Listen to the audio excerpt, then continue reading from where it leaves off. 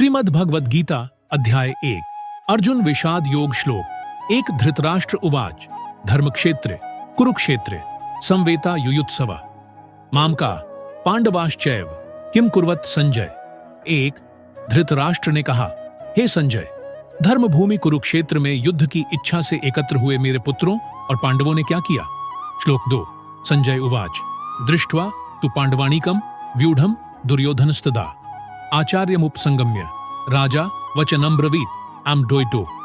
संजय ने कहा, पांडवों की सुव्यवस्थित सेना को देखकर राजा दुर्योधन आचार्य द्रोण के पास गया और यह वचन कहा। श्लोक 3 थी 5 पश्यता पांडुपुत्र नामाचार्य महतीम चमुम व्यूढ़ा द्रुपद पुत्रेण तव शिष्येण धीमता 3 अत्र शूरा महेश्वासा भीमार्जुन समा युधि युयुद्धानो विराटश्च द्रुपदश्च महारथ 4 धृष्टकेतुशेकितानः काशीराजश्च वीर्यवान पुरुजित कुंती भोजश्च शैब्यश्च नरपुंगवः 5 युद्धामन्युश्च विक्रांत उत्तमौजाश्च वीर्यवान सौभद्रश्च महारथः पांडवाश्च महारथा। 6 हे आचार्य, देखिए आपके बुद्धिमान शिष्य धृष्टद्युम्न द्वारा व्यवस्थित पांडवों की इस विशाल सेना को। इसमें भीम अर्जुन के समान योद्धा युयुद्धान विराट द्रुपद धृष्टकेतु चेकितान काशीराज पुरुजित कुंती भोज शैब्य युद्धामन्यु उत्तमौजा अभिमन्यु और 5 पांडव जैसे महारथी वीर शामिल हैं। श्लोक 7 थी 11 अस्मकम तु विशिष्टा ये तान निबोध द्विजोत्तम नायका मम सैन्यस्य संझार्थम तान ब्रवीमिते 7 भवान भीष्मश्च कर्णश्च कृपश्च समितिञ्जयः अश्वत्थामा विकर्णश्च सौमदत्तिस्तथैव च अल 8 अन्ये च बहवः शूरा मदर्थे त्यक्तजीविताः नानाशस्त्र प्रहरणा सर्वे युद्ध विशारदा 9 अपर्याप्तम तदस्माकं बलम भीष्माभिरक्षितम पर्याप्तम त्विदमे तेषां बलम भीमाभिरक्षितम 10 अयनेषु च सर्वेषु यथा भागम वस्थिता भीष्ममेवाभिरक्षन्तु भवन्तः सर्व एव हि डो खांठोय ओका खांपोय 11 हे आचार्य, हमारी सेना में भी कई विशिष्ट योद्धा हैं, जैसे आप स्वयं भीष्म कर्ण कृपाचार्य अश्वत्थामा विकर्ण और सौमदत्ती।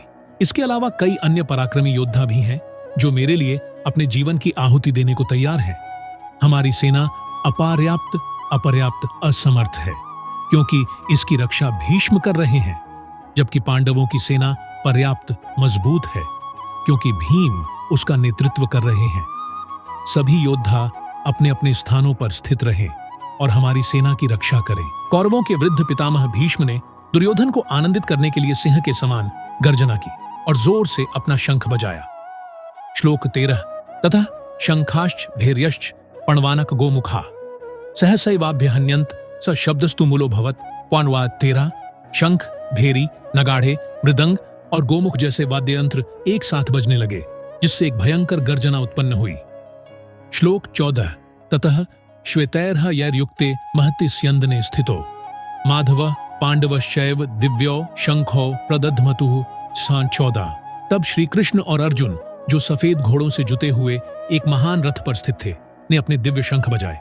श्लोक 15 थी 18 पांचजन्यम ऋषिकेशो देवदत्तम धनंजय पौंड्रम दध्मो महाशंखम भीमकर्मा वृकोदरः 15 अनंत विजयम राजा कुंतीपुत्रो युधिष्ठिरः नकुलः सहदेवश सुघोष मणिपुष्पकौ 16 काश्यश्च परमेश्वासः शिखंडी च महारथः धृष्टद्युम्नो विराटश्च सात्यकिश्च पराजितः 17 द्रुपदो द्रौपदेयाश्च सर्वशः पृथ्वीपते सौभद्रश्च महाबाहु शंखान दध्मुः पृथक पृथक 18 ऋषिकेश श्री कृष्ण ने पांचजन्य धनंजय अर्जुन ने देवदत्त और भीमसेन ने अपना महाशंख पौंड्र बजाया। युधिष्ठिर ने अनंत विजय नकुल और सहदेव ने सुघोष और मणिपुष्पक बजाया। पराक्रमी काशीराज महारथी शिखंडी धृष्टद्युम्न विराट सात्यकी द्रुपद द्रौपदी के 5 पुत्र और अभिमन्यु सभी ने अलग अलग अपने शंख बजाए।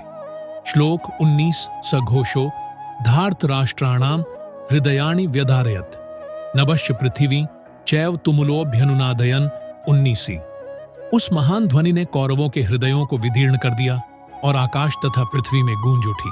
श्लोक 20 थी 23 अथ व्यवस्थितान दृष्ट्वा धार्तराष्ट्रान् कपिध्वज प्रवृत्ते शस्त्र संपाते धनुरुद्यम्य पांडवः 20 ऋषिकेशम तथा वाक्यमिदमाह महीपति।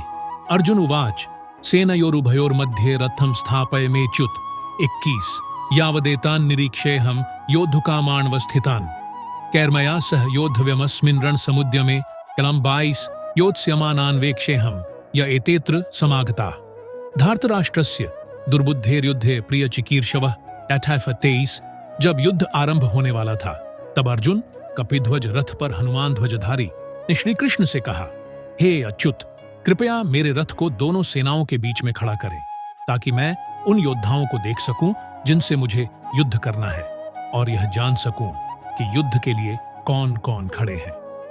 श्लोक 24 थी। 25 संजय उवाच एवमुक्तो हृषिकेशो गुडाकेशेन भारत सेनयोरुभयोर्मध्ये स्थापयित्वा रथोत्तमं 24 भीष्म द्रोण प्रमुखतः सर्वेषां च महीक्षिताम् उवाच पार्थ पश्यैतान् संवेतान् कुरुनिति।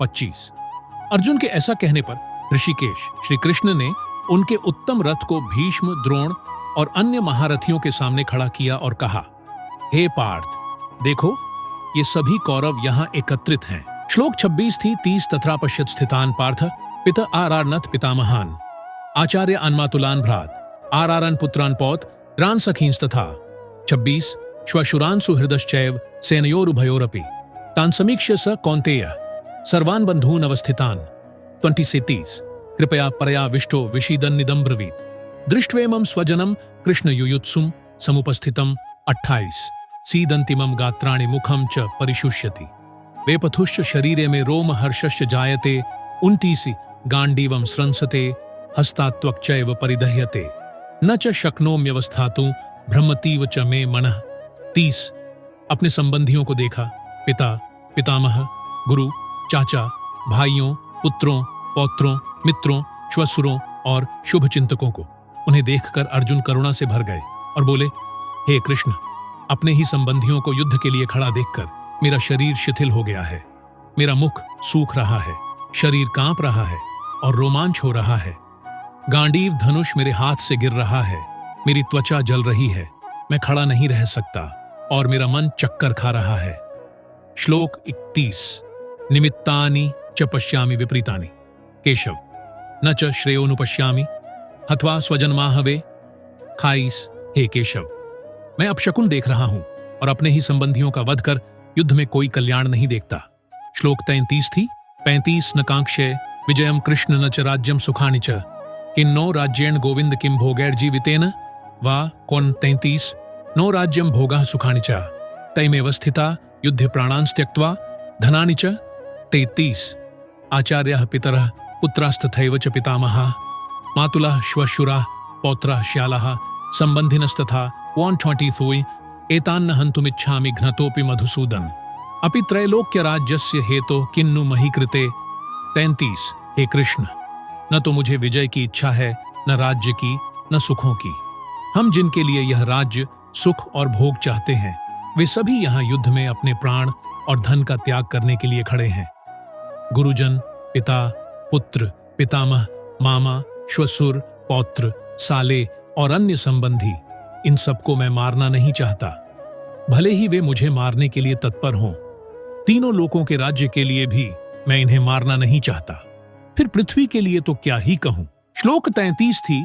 38 निहत्य धार्त राष्ट्रान्नः का प्रीति स्यात् जनार्दन पाप में वा श्रेयदस्मान त्वैतानाथता इनः सा 36 हे जनार्दन, दुर्योधन और उसके भाइयों का वध करके हमें क्या सुख मिलेगा?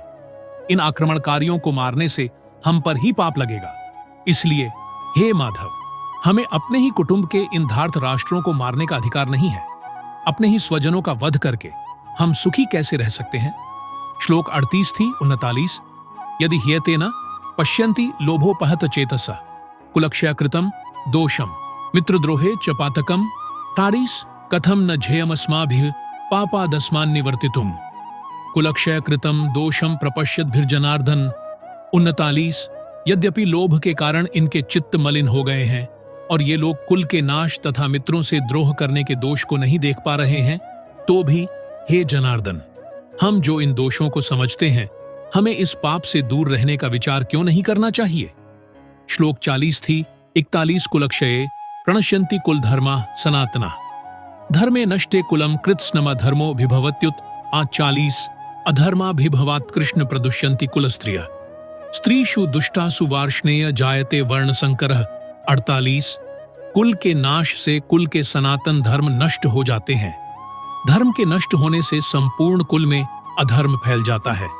हे कृष्ण, जब अधर्म बढ़ता है तो कुल की स्त्रियां दूषित हो जाती हैं, और हे वार्ष्णेय, स्त्रियों के भ्रष्ट होने से वर्ण संकर संतति उत्पन्न होती है।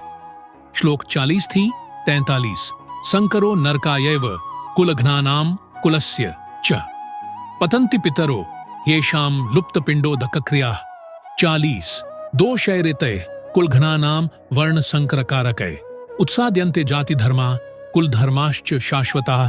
43 वर्ण संकर संपूर्ण कुल और कुलघातियों को नरक में ले जाता है। उनके पूर्वज जिन्हें तर्पण और पिंडदान मिलता था, वह परंपरा नष्ट हो जाने से गिर जाते हैं। इस प्रकार कुल के नाश करने वाले इन दोषों के कारण सनातन जाति और कुल धर्म समाप्त हो जाते हैं। श्लोक 44 थी 40 उत्सन्न कुल धर्माणाम मनुष्याणाम जनार्दन नरके नियतम वासो भवतीत्यनुशुश्रुम। 40 चतुर्थी अहोबत महत्पापम कर्तुं व्यवसिता वयम यद्राज्य सुखलोभेन हन्तुं स्वजनमुद्यता। 40 पंचमी हे जनार्दन, जिनका कुल धर्म नष्ट हो जाता है उनके लिए नरक में निवास निश्चित होता है, ऐसा हमने सुना है। अहो, यह कितना बड़ा पाप है कि हम लोग राज्य और सुख के लोभ में अपने ही स्वजनों को मारने के लिए तत्पर हो गए हैं। श्लोक 40 थी 47 यदि माम प्रति कार्म शस्त्रम शस्त्रपाणयः धार्तराष्ट्रारणे हन्युस्तन्मे क्षेमतरम भवेत् छलालैस्। संजय उवाच एवमुक्त्वार्जुनः संख्ये रथोपस्थ उपाविशत् विसृज्य सशरम छापम शोक संविघ्नमानसः। 43 यदि शस्त्र उठाए हुए दुर्योधन और उसकी सेना मुझे निःशस्त्र और प्रतिरोध न करने वाले को युद्ध में मार दें तो यह मेरे लिए अधिक कल्याणकारी होगा। संजय ने कहा। ऐसा कहकर अर्जुन युद्ध भूमि में अपने रथ के पिछले भाग में बैठ गए। उन्होंने अपना धनुष और बाण त्याग दिए और अत्यंत शोकाकुल मन से व्याकुल हो गए। अध्याय का सारांश। इस अध्याय में अर्जुन अपने संबंधियों को युद्ध के लिए खड़ा देखकर मोह और शोक से भर जाते हैं। उनकी बुद्धि धर्म, कुल परंपरा और अधर्म के विषय में सोचकर विचलित हो जाती है। अंततः वे युद्ध करने में असमर्थ होकर अपने शस्त्र छोड़ देते हैं।